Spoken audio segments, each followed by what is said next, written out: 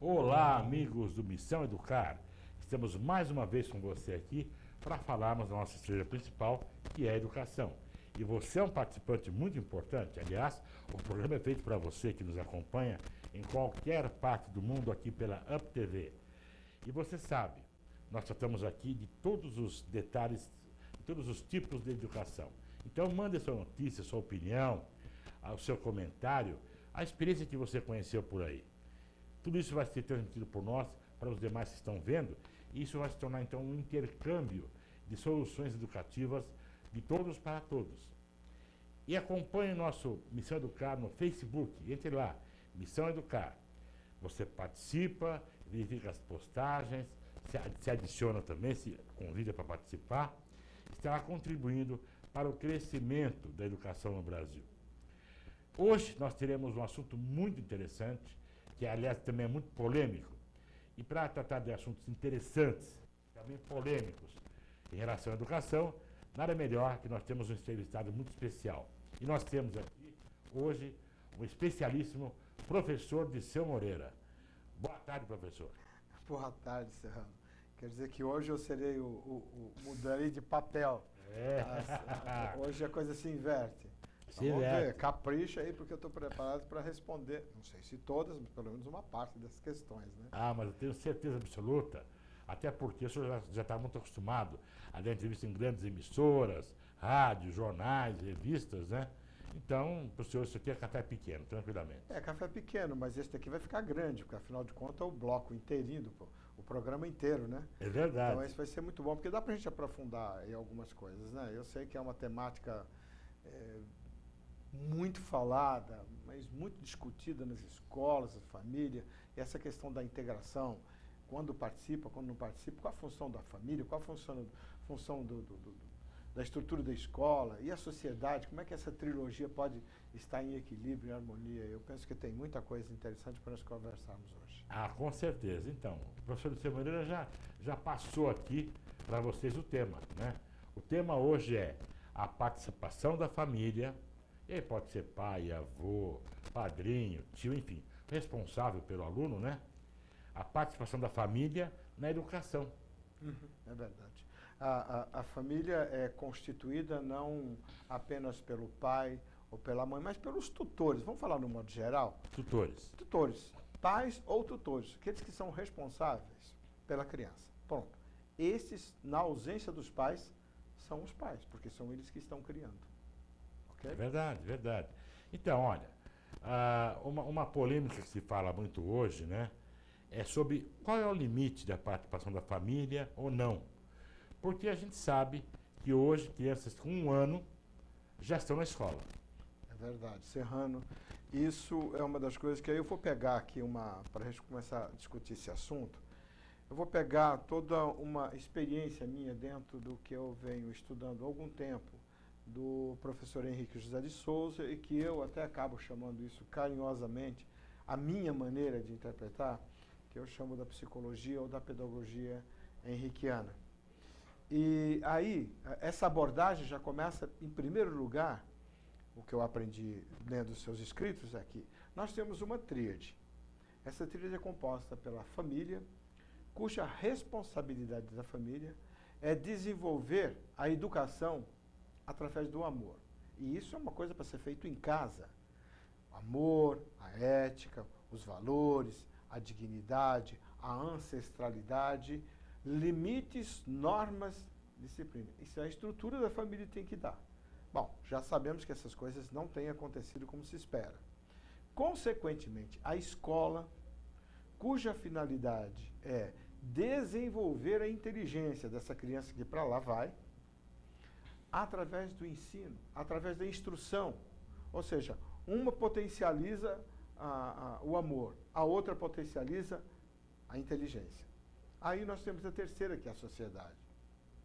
A sociedade, através do trabalho, vai então admitir nos quadros de uma empresa, no comércio, bom, no modo geral, vai admitir esse jovem, essa pessoa que para lá foi, que veio de uma família, passou pela escola, chegando lá, e a finalidade da empresa é explorar o potencial que ela traz do desenvolvimento da inteligência dela, do desenvolvimento do amor, portanto, das emoções, daquela estrutura da família, transformando isso em desenvolvimento, progresso, tecnologia através do trabalho. Então, nós temos aí uma coisa assim, amor, inteligência e a atividade. Só tem sentido, tanto aquilo que se deu na família quanto aquilo que se deu na escola, no momento em que isso vira prática. E isso é um papel da sociedade, que fornece a partir do trabalho. Então, nós temos uma tríade aí. E já a começar com essa tríade, nós já vemos que as três não estão em equilíbrio. Perfeito, perfeito. Então, até eu falei alguma coisa agora que eu acho muito sério. Uma criança de 1 ano vai para a escola. A gente sabe que as crianças aprendem através de estímulo, né? Então, uma criança de 10 anos de idade que nunca foi para uma escola, muita coisa ficou dentro dela e não foi puxada para fora, vamos dizer assim. E uma criança de 1 ano, 2 anos, se ela for bem estimulada e bem trabalhada, ela vai se desenvolvendo rapidamente, vai se socializando, etc., né? Mas eu me pergunto assim, professor, qual a participação do pai e da mãe de uma criança de 1 ano e 2 anos na vida escolar dela? Qual pode ser essa participação? Bom, primeiro que aí existem educadores que têm maneiras diferentes de pensar do que eu vou dizer agora. Eu acho que a criança primeiro ela teria que ter um tempo, né? Um tempinho maior antes de realmente a gente levar para a creche ou levar para a escola. A gente deveria esperar um pouco mais. Nós temos situações hoje, Serrano, pior do que isso que você está falando. Nós temos crianças que são acordadas às 5 horas da manhã para ir para o berçário. Me desculpe, mas isso é uma violência ao ser. Se me disser que isso é pedagogia, então, para mim, eu já não sei mais o que é pedagogia. Na verdade, é um atendimento a uma necessidade social, né? É o atendimento de uma trabalho. Não, é uma emancipação, é uma emancipação da mulher, mas não porque a mulher exatamente deseja isso. Porque nós temos uma sociedade que ela é extremamente machista e se acoberta em cima desse machismo. Por que essa mãe é obrigada a fazer tudo isso? Porque os homens que estão por trás, que mantêm essa postura machista, não conseguem olhar para essa mulher e verificar assim, nenhuma criança está preparada depois de 3 meses, depois de 6 meses. Pergunte a eles que fazem isso nas empresas, em qualquer ambiente, se realmente eles estavam preparados com 6 meses. Essa mãe necessitaria de um tempo para acolher o seu filho em uma sociedade extremamente ainda exclusora do feminino. Quer que o feminino seja incluído, o feminino é incluído dentro das organizações, das empresas, da escola para trabalhar. A despeito disso, Serrano, tem um exemplo que eu costumo falar isso muito com os professores, e agora eu vim de Porteirinha, no norte de Minas Gerais, através da empresa do meu amigo professor Dilmário, da Norma Viana, e eu estava falando para os professores. Essa é uma questão assim, a professora trabalha numa escola de manhã, trabalha numa escola à tarde, e quando ela chega à noite em casa, ela tem a 3ª jornada. Isso é desumano. Eu pegar essa pedagogia, eu rasgaria toda. Não tem não a pedagogia do que está escrito, mas não é o que a pedagogia diz. O que está muito bom. O porquê está muito bem, mas o como é desumano. Realmente, né? Essa necessidade, porque também a necessidade tem entre aspas. Tem gente que o marido e a mulher precisam trabalhar muito para sobreviver. Isso é uma verdade. Só que a gente sabe que a ganância, o excesso de consumismo, né? O olhar para patamares sociais muito elevados, não, e a legislação a qualquer nossa. preço, e a nossa legislação também, fazem com que algumas pessoas não precisassem trabalhar tanto, mas trabalham para trocar de carro todo ano, para fazer. E aí essas pessoas acabam deixando o seu filho em 2º, 3º, 4º plano, achando que estão cumprindo a sua obrigação, porque leva ele na escolinha, porque ele vai na natação, porque ele tem inglês, porque ele tem capoeira, porque uma série Mas essa criança ficou com uma sobrecarga de uma agenda e que crianças estressadas aos 8 anos, aos 9 anos, está muito comum. Então, nós temos uma legislação, que é o que eu digo, essa legislação ela não é inclusora. Pô, eu fico pensando assim, o próprio ministro nosso, no Ministério de Educação.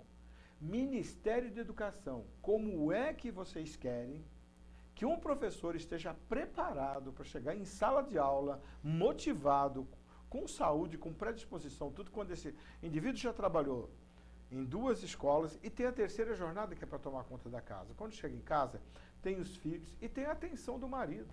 Como é que vai ficar isso? De que maneira nós vamos chegar a um ponto em que esse professor, aí quando chega no final do ano, que eu falei assim, chega no final do ano e está estressado? Não, não é no final do ano que está estressado, não. Vai estar estressado em fevereiro mesmo, já no início das atividades. Porque aí eu faço a seguinte pergunta, meu Deus do céu, o que se passa pela cabeça do homem quando ele olha para o ensino infantil fundamental? 90% hoje são as mulheres. Por que os homens saíram de lá? Isso é uma outra história. Mas por que não voltar se ele fala assim, puxa, ela é uma mãe. E como é que eu quero garantir a qualidade do ensino se eu trato a minha professora dessa maneira? Essa mãe que sacrifica o seu lar, que sacrifica a criação do filho dela, porque isso é verdade. Ela tem que trabalhar, às vezes, em 1 ou 2 escolas, não por nada, mas para manter a estrutura da família. Ela trabalha para manter. Então, não é porque ela quer, lá não, eu vou trabalhar, porque ela tem que trabalhar para manter. E com isso, essa sociedade, assim, sem uma falta de um olhar para a educação com mais respeito, um olhar para esse professor com mais respeito. Como é que eu vou cobrar dessa professora estudar o quê? Se capacitar em quê? Mas aí vem a lei da zona de conforto, né? Eu, homem, estou tranquilo, né? Tenho a minha vidinha, minha rotina, tudo prontinho para mim, eu vou ver meu futebolzinho, eu sei que alguém está cuidando. Dá conta de um turno. Se está cuidando bem ou não, não é problema meu. Ela tem a responsabilidade de fazer isso, né? Temos aqui um internauta, professor, que está fazendo uma pergunta aqui, que eu acho que vai para o segundo bloco, porque nós já estamos terminando o primeiro bloco agora, né? Mas é uma pergunta muito importante. É a Conceição, lá de Araraquara. Muito obrigado, Conceição, pela sua participação. Ela pergunta assim, as crianças do ensino infantil têm costumes de casa que podem se conflitar com os costumes que elas aprendem na escola, como, por exemplo, a maneira de escovar o dente, a higiene pessoal, a arrumação das suas coisas na mochila. Olha só que pergunta interessante essa. Então ela está perguntando se, como a escola é padrão, aquela criança aprende do jeito em casa, se isso aí não pode gerar conflitos para a criança nesse aprendizado, né? Excelente pergunta, Conceição, muito obrigado. Então, vamos agora para o intervalo. Vamos ter um filme muito interessante que o professor selecionou para a gente aí, para ilustrar nosso tema de hoje. E na volta o professor vai começar a avançar um pouco na educação, já para falar de educação infantil, não mais dos pequenininhos, 2, 3 anos, né? Mas aqueles de 5, né, professor, 6, para a gente ir avançando por toda a carreira estudantil da pessoa, ok?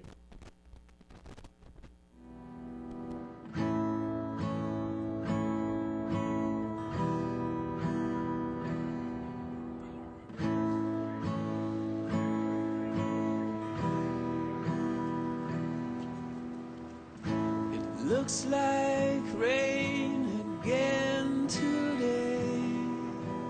Dark clouds gather and fill the sky. Don't know how to talk to you, just know how to say goodbye. Would you actually got a driver's license? I don't think so. Did you see his back there? Go back where you came from. Learn to speak English. Go back where you came from. That's the thing to me.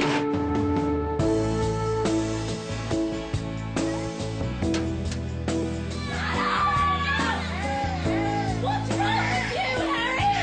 Stop crying. Get over here! You don't want to think! I've had enough of you! I've had enough of you!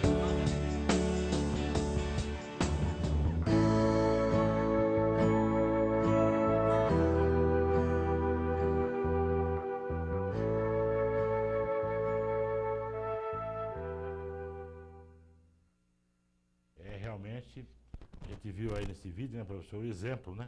Não, voltando à questão da pergunta que foi formulada, Você vê, a criança vai aprender em casa determinados hábitos higiênicos junto com a sua família. É claro que a escola vai, evidentemente, simplesmente acompanhar, ou complementar, ou corrigir, ou ajudar. Desde, Serrano, essa escola e essa família estejam trabalhando em corresponsabilidade. Ou seja, a escola só pode fazer alguma coisa na medida em que essa família, por exemplo, solicite que, olha, essa criança tem que tomar alguma coisa assim, olha, ela tem essa preocupação essa, olha, ela estava assim. Então, se a família é participativa, como tem que ser, daí é a corresponsabilidade, é o papel da criança chegar lá. A criança tem que ser educada para chegar à escola. Ela tem que aprender a respeitar, ela tem que saber conviver, mas isso quem dá estrutura, a família ou seus tutores. Como isso não está acontecendo, então nós temos uma sobrecarga na sala de aula para os professores. Além do mais, nós não temos 15 ou 20 alunos em sala de aula. Nós temos quanto? 40. E muitas vezes esse professor está com 40 sozinho em sala de aula. E aí quer que essa mulher se transforme numa super heroína. Me desculpem, parem de cobrar isso tanto. As nossas pesquisas, toda vez recai lá, o professor não está preparado. Vai lá substituir o professor. Vá lá para a sala de aula, fica lá um mês. Depois de um mês você me conta. E aí você diz que o professor está despreparado. É claro que ele está despreparado. Ele trabalha de manhã à tarde e à noite. E tem da meia-noite às 6 horas para trabalhar, preparar a prova, fazer toda a estrutura. Substitui. Eu pediria aos homens que fossem substituir as mulheres lá e ainda cuidasse da casa quando volta para casa. Inclusive, no tempo que nós estudamos, uma coisa dessa seria mais fácil. Porque era na base do autoritarismo. Cale a boca aí, faz silêncio, vai pro milho. Mas agora, com a educação muito mais democratizada, né?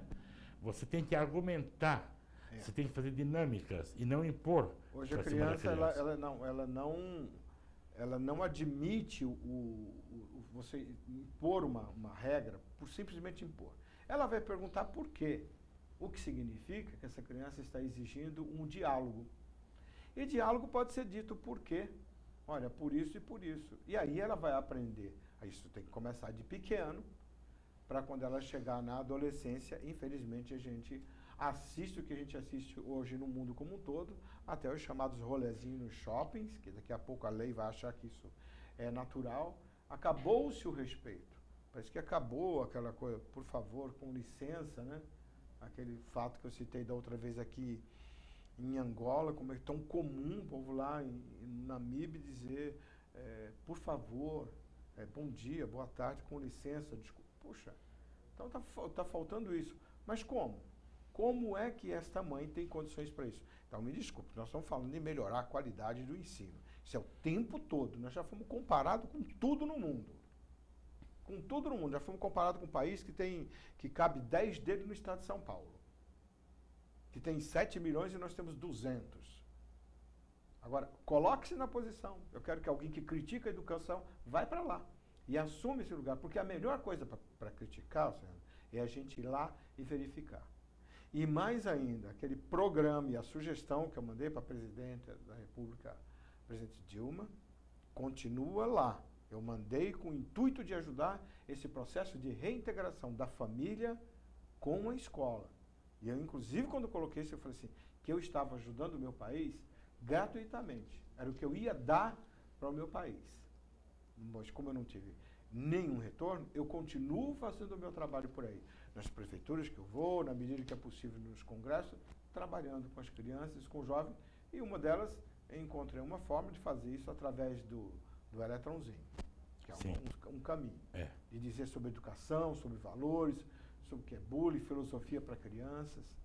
Então, professor, na sua opinião, como a gente, então, tem pais que deixam o filho na escola e acham que a escola vai fabricar um cidadão do filho dele, né? E só põe para a escola para a parte dele é essa, não é? Aí da comida, não sei o quê, da televisão, escola, da videogame, tá tudo certo, né?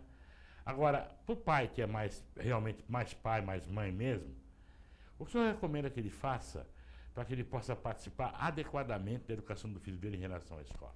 Bom, a corresponsabilidade, que aliás tem um livro meu chamado Companhia de Pais e Filhos Ilimitado, que depois vai aparecer a imagem dele aí, Lá nesse livro, escrito juntamente com a minha esposa, Eniette, nós procuramos responder a essas perguntas tal qual você está colocando agora. São perguntas e respostas feitas pelos pais, pelos jovens, pelos professores. Então, a responsabilidade da relação, dessa corresponsabilidade entre escola e a família é a participação dos pais na estrutura do desenvolvimento do seu filho desde o primeiro dia. Participar das reuniões, não dá só para pegar, não é pegar boletim, mas acompanhar.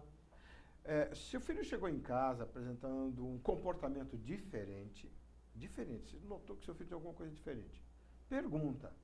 Se ele não diz, até porque dependendo do temperamento da criança pode ser mais introvertido ou menos introvertido, vai à escola, conversa com o professor, procura saber o que está acontecendo, diz que o seu filho mudou de comportamento, que a professora passe a observar. E se com isso tiver alguma coisa, essa professora vai poder fazer uma interferência e, de repente, esse pai vai até lá, juntamente com outro, e as coisas se resolvem. Né? É essa a participação nossa. Não é para isso, não estamos participando de uma escola para ir lá para dar bronca no professor. Professores erram? Erram. E aí eu volto a 2000 anos atrás. Quem que atira a primeira pedra? Ah, é. Pois é, eu volto do quem atira a primeira. Erra. Mas se a gente continuar malhando nos erros e somente nas coisas negativas, nós deixamos de ver o lado do bem, do bom e do belo. Que tem em cada ser humano, que tem em cada instituição, que tem em cada pedagogia. E aproveitar isso. É esse papel de corresponsabilidade da família com a escola. E aí nós mudamos o rumo da educação. Aí sim nós mudamos. Muito bom. Temos mais uma participação aqui, professor. É o Carlos de São Paulo. Boa tarde, Carlos. Obrigado pela sua participação no nosso programa aqui. Ele pergunta o seguinte. Deixa eu ler aqui. Eu vou interpretar a questão sem mudar. Então ele fala o seguinte. Que hoje é muito comum pais separados. Sim. Mas antes dos pais se separarem, há brigas, há desentendimentos familiares e tudo mais. Ele pergunta se, na sua opinião, esses desentendimendos familiares que acabam levando a uma separação e aqueles que ocorrem depois da separação também, até que ponto isso atrapalha o desempenho da criança na escola? Atrapalha bastante na medida em que toda separação tem dois caminhos. O primeiro caminho é ou fica bem na relação ou se separa bem. Então o que os pais têm que pensar numa hora dessa? Pensar que aquela criatura que está em fase de desenvolvimento precisa de uma figura, de uma imagem de pai e de mãe para ele se apoiar. E no momento que esse pai e mãe começam a brigar, e muitos deles acabam brigando, discutindo, e coloca a criança até no meio para servir como objeto de manipulação. Entender que a procurar uma ajuda nesse momento, não é só procurar um advogado para separar, não. Procura uma ajuda terapêutica. E esse processo, todo o processo terapêutico tem por finalidade, ou vamos trabalhar para que, se não tem jeito, vai se separar, mas se separa bem, se separa como amigos. Se tiver que ficar, fica bem. Para que aquela criança depois continue olhando para aquele pai, olhando para a mãe, apesar de separada, sabe que ela é amada pelos dois e não um joguete de manipulação.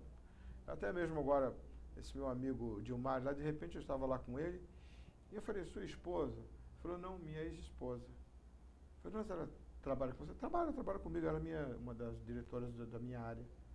Pô, isso é bonito, pô. É isso que tem que ser.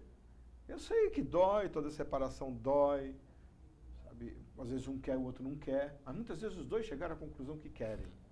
Então, lembra disso. E aí você está resolvido o problema. Problema insolúvel, Serrano, até hoje só existe um.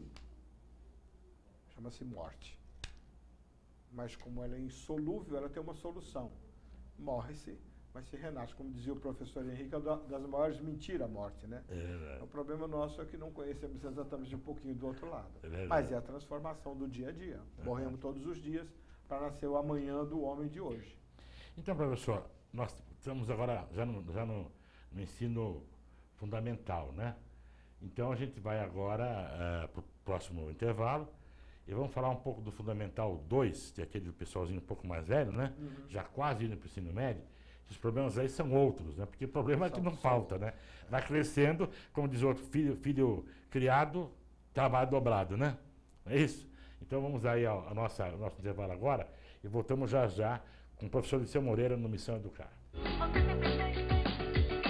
Família sempre bem. Olha, ninguém tem dúvidas. Se existe uma receita para uma adolescência saudável, é a participação dos pais na vida dos filhos. E a educação sexual também é papel da família. No quadro Família Sempre Bem de hoje, temos dicas de como harmonizar autoridade e afetividade para abordar esse assunto em casa. A família tem um papel primordial na educação sexual dos seus filhos. É no seu familiar que as crianças, que os adolescentes, ele aprende os valores, os conceitos sobre o mundo. As famílias precisam estar preparadas para as dúvidas que surgem na infância, quando as crianças desejam saber como eles surgiram, qual a origem deles. E aí, nesse momento, dar uma resposta verdadeira, dar uma resposta natural e com uma linguagem de acordo com a idade na qual a criança se encontra. Na adolescência, essa família precisa ter a parceria, precisa gerar segurança no jovem para que ele possa ter abertura para que pais e o adolescente conversem sobre sexualidade, para que o jovem possa colocar as suas dúvidas e para que a família possa esclarecer, porque são os pais os maiores educadores que vão dar as respostas corretas, verdadeiras, que vão tratar a questão da prevenção para esse jovem. Então, pais, tenham tranquilidade, tenham segurança e abordem essa questão com seus filhos. É muito importante. Muito bem. Nós vimos aí, então, um outro vídeo que realmente trata do assunto, né? E a gente estava conversando aqui antes de voltarmos ao ar.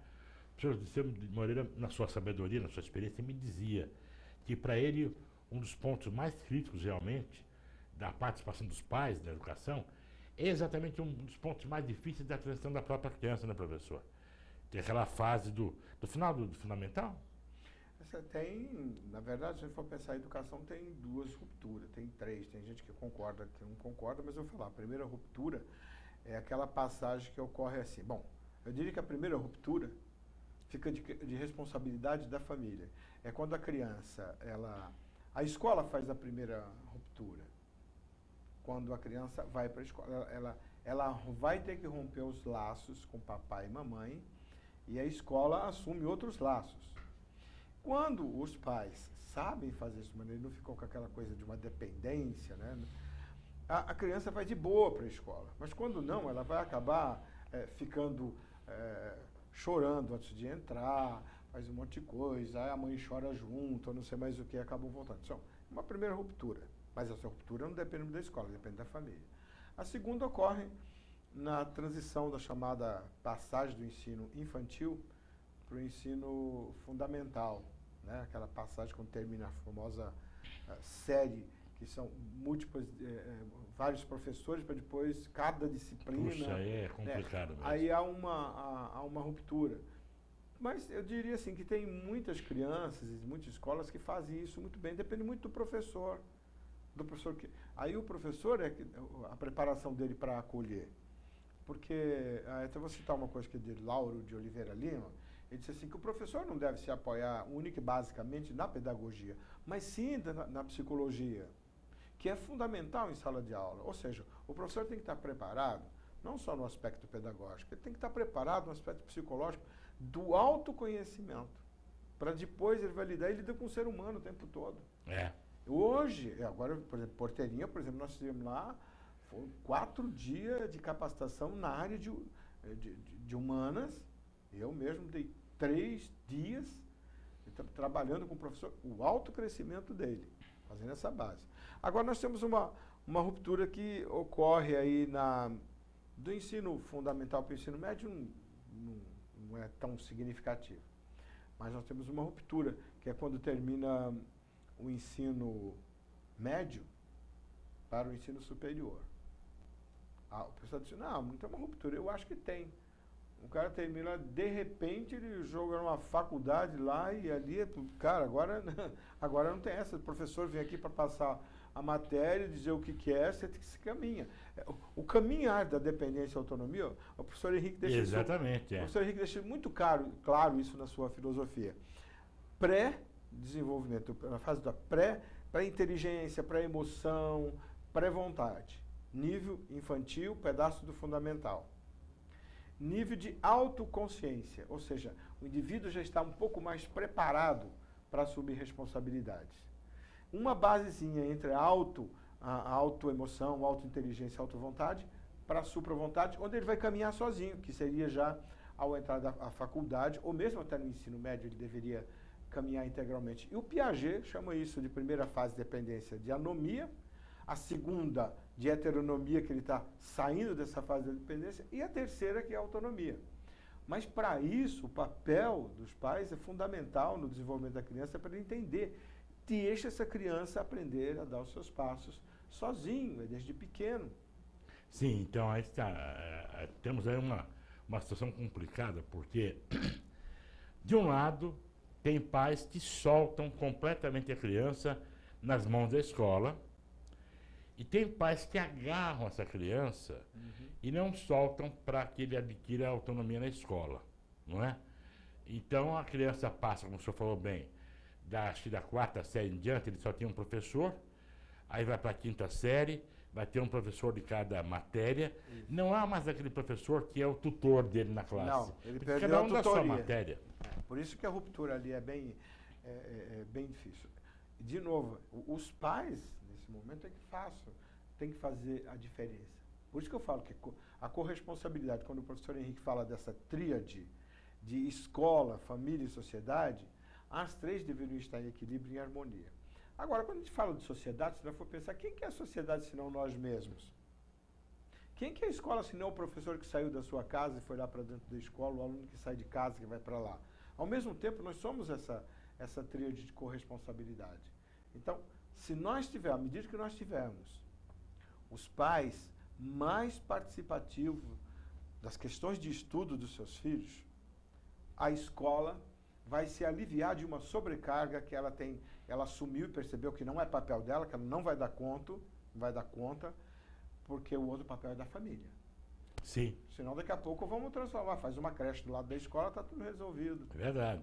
Então, quer dizer, para que haja clareza para a família sobre qual o papel dela e qual o limite dela, então é bom ter esse contato mais constante com a escola.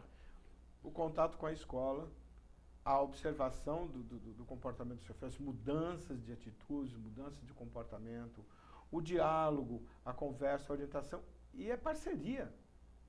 Família e escola é uma parceria que não pode ser dissolvida.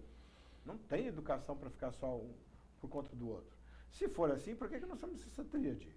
É o que eu disse. Monta lá-se ao lado, então, uma creche, né? Depois monta-se um restaurante, monta-se todos os cursos que ele pode fazer lá do dia. Depois, quando ele atingir a adolescência, dá para ele um apartamento para ele ficar morando lá, arruma um emprego para ele. Então, aí as mulheres e os homens terão a função simplesmente de produzir o filho e entregar para o governo. Ah, com certeza, é verdade. Só que isso não é a tríade que a gente espera e não faz sentido. Sim, eu acho que sim. se dividiu, você vai ver, pesa menos para a escola, pesa menos para a família a questão da responsabilidade. Eu vejo muitas vezes os pais vão às reuniões e se é uma reunião de escola particular, é porque ele já pagou a mensalidade. Então ele pergunta se ele nunca atrasou. Se a escola é pública, eu pago meus impostos. Não é por aí. Não então, é por aí. Porque, na verdade, esse pai, professor, parece que ele não está consciente de que o que está em jogo é a maior riqueza que ele tem, que é o filho. Né? Dele. E depois não adianta falar, aí olha, meu filho já cresceu, já é o que é, e não tem mais jeito, porque a faculdade, porque a escola, porque o professor, porque a mãe. Dizer, então, é um processo, como alguém disse, que não tem ensaio, né? Ele vai acontecendo continuamente, né? Então, o pai e a mãe precisam diariamente, como o senhor falou bem, prestar atenção no comportamento, né? Como ele está indo, como ele está se apresentando, no cenário, né, professor? Serrano, e lembrar uma coisa aos pais que assistiram o nosso programa, que uma das coisas que eu faço em minhas palestras é tirar o sentimento de culpa dos pais. sentimento de culpa não resolve nada, não move pedra, pelo contrário, culpa é uma nota promissória. A minha analogia da culpa é uma nota promissória que você assinou, que não colocou nem data nem valor, e já pagou um monte de vezes, e continua pagando. Ao invés de culpa, assuma a responsabilidade. Onde foi que eu, como pai, errei? E se eu errei alguma coisa, eu vou consertar isso. E uma das formas importantes de conserto disso é chegar para o filho, conversar com ele e falar: olha, papai percebeu isso, eu mudei.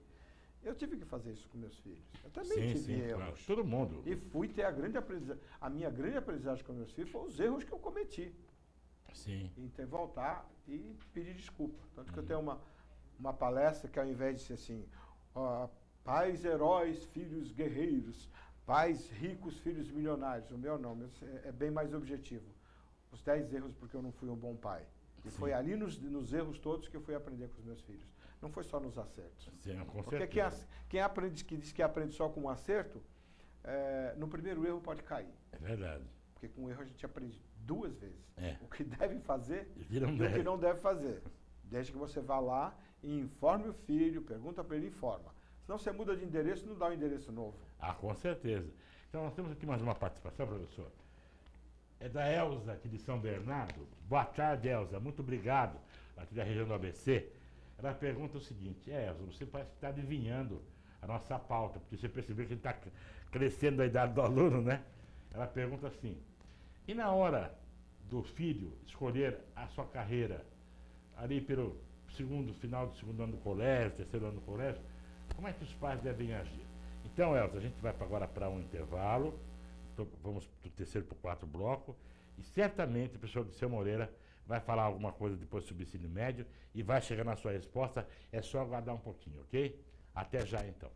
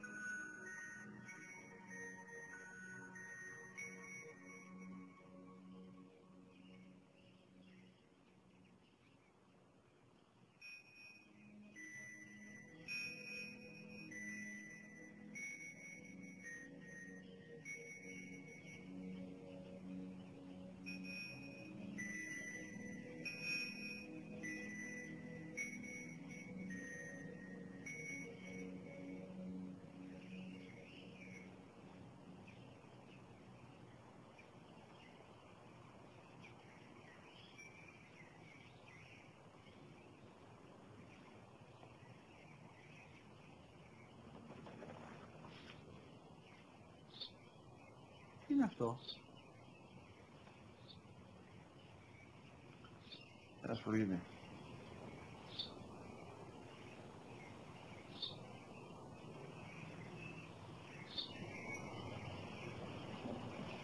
Τι είναι αυτό? Μόλις τώρα στο πατέρα, σπουργίτη μου.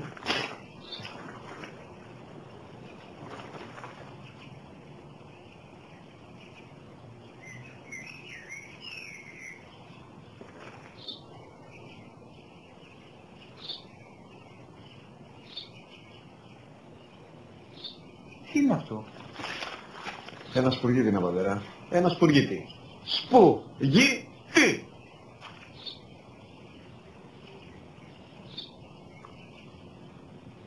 Τι είναι αυτό? Γιατί το κάνεις αυτό το πράγμα, μπορείς να πεις τόσες φορές σου είπα, είναι ένα σπουργίτη! Δεν το καταλαβαίνεις! Πού πας?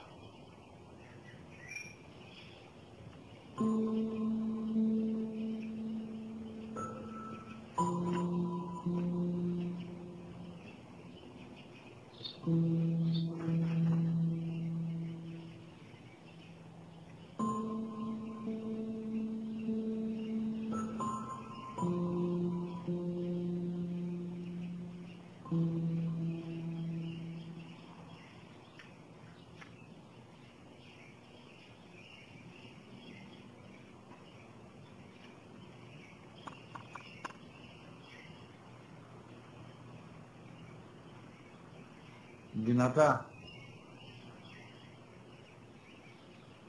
Σήμερα ο μικρός μου γιος που πριν λίγες μέρες έκλεισε τα 3 Καθόταν μαζί μου έξω στο πάρκο όταν ένας σπουργίτη και ήρθε και κάθισε απέναντί μας. Ο γιος μου με ρώτησε 21 φορές τι ήταν αυτό. Και του απάντησε και τις 21 φορές ότι ήταν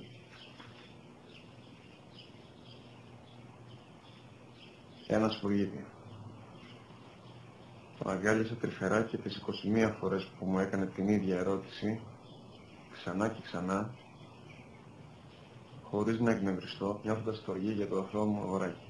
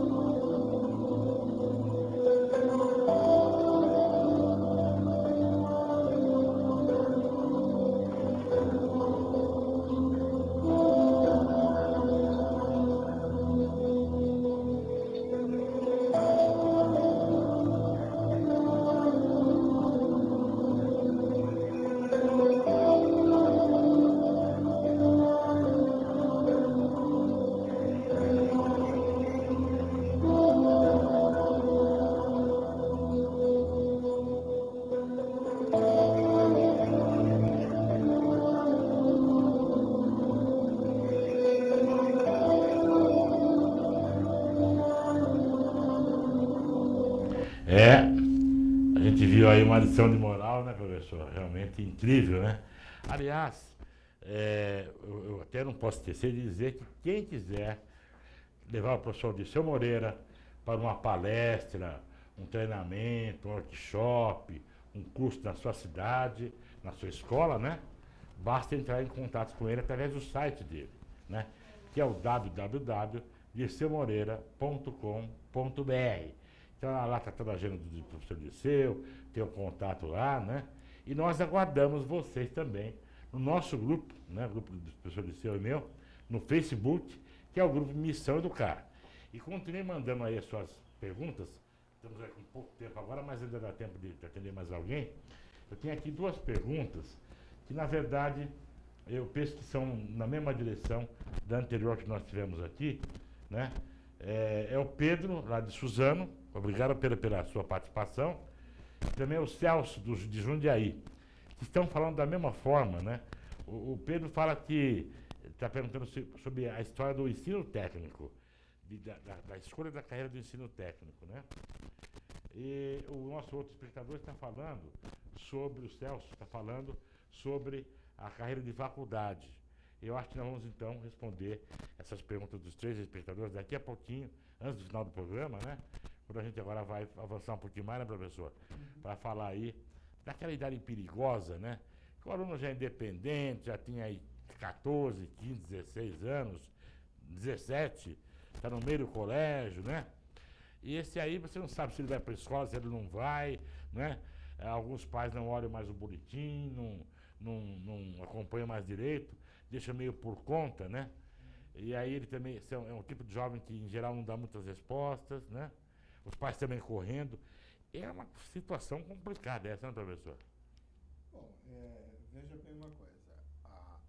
A autonomia, ela não se processa por idade. Porque o cara tem 21, ele está autônomo, virou adulto. Nós sabemos que tem muitos adultos que são impúberes. O professor Henrique falava que são os impúberes psíquicos, ou seja, não amadureceram.